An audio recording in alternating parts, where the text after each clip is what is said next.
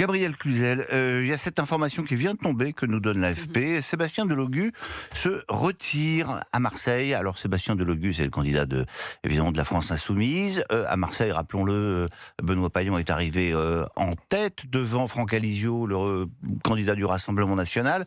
Alors effectivement, il n'y avait pas d'accord entre Benoît Payan et Sébastien Delogu, mais le retrait de Sébastien Delogu, ça va faire monter finalement à peu près mécaniquement... Techniquement.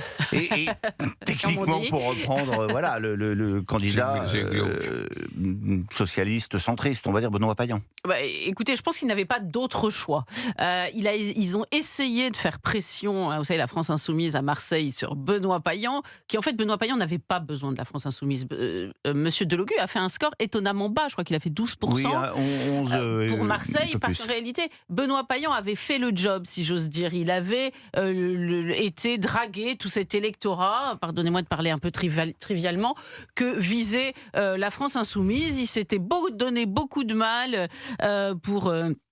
pour cela, donc in fine, ils n'avaient pas besoin de la France Insoumise. Ils ont essayé, ils ont manifesté hier en disant mais attention contre le fascisme.